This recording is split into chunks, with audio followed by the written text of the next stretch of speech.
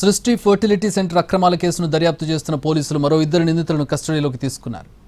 చెంచల్గూడ జైల్లో ఉన్న నిందితులు Srushti fertility centre manager Kalyani, agent సంతోష్ని కస్టడీలోకి తీసుకున్న గోపాల్పురం పోలీసులు తొలుత గాంధీ ప్రభుత్వ ఆసుపత్రికి తీసుకెళ్లారు. అక్కడ వైద్య పరీక్షలు పూర్తయ్యాక నార్త్ జోన్ డీసీపీ కార్యాలయానికి తరలించనున్నారు. డాక్టర్ నమ్రత, మేనేజర్ కళ్యాణి, ఏజెంట్ సంతోషి ముగ్గురిని కలిపి ప్రశ్నించే అవకాశం ఉంది.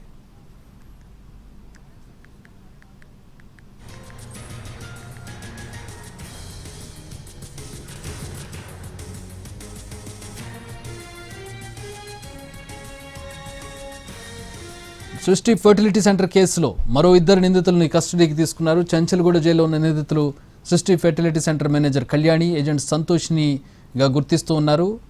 తొలుత వారికి వైద్య పరీక్షలు పూర్తయిన తర్వాత నార్త్ జోన్ డీసీపీ కార్యాలయానికి తరలించనున్నారు.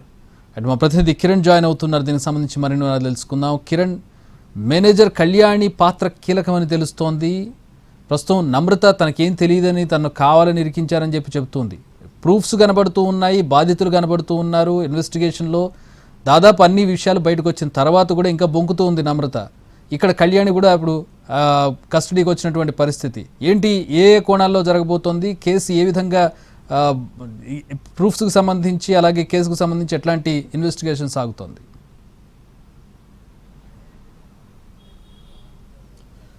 చక్రి, నమ్రత నిన్న 6 రోజుల పాటు పోలీసులు విచారించారు. 6 గంటల విచారణలో భాగంగా తనకు ఏమీ తెలియదు, ఈ కేసులో తను ఇరికించారని ఆమె స్టేట్మెంట్ ఇచ్చింది. సో పోలీసులు చాలా పారదర్శకంగా ఈ కేసు దర్యాప్తు చేస్తున్నారు వివిధ కోణాల్లో.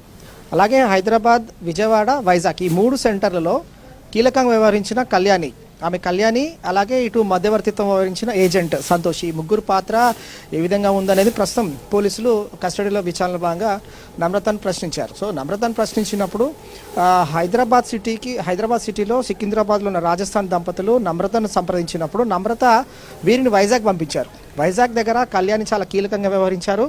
వారి వద్ద అక్కడ ట్రాన్సాక్షన్ జరిగింది. ఆ ట్రాన్సాక్షన్ చేసిన తర్వాత అక్కడ సరోగసి పేరు పైన వారిని చీట్ చేయడము, సంతోషి మధ్యవర్తిత్వం ద్వారా వేరే ప్రాంతానికి సంబంధించిన చిన్నారిని ఈ తల్లిదండ్రులకు, రాజస్థాన్ తల్లిదండ్రులకు అప్పగించారు. ఈ ఇద్దరి పాత్ర చాలా కీలకంగా స్పష్టంగా అనిపిస్తుంది. వాటికి సంబంధించిన ఆధారాలు, ప్రూఫ్స్ కూడా ఉన్నాయి.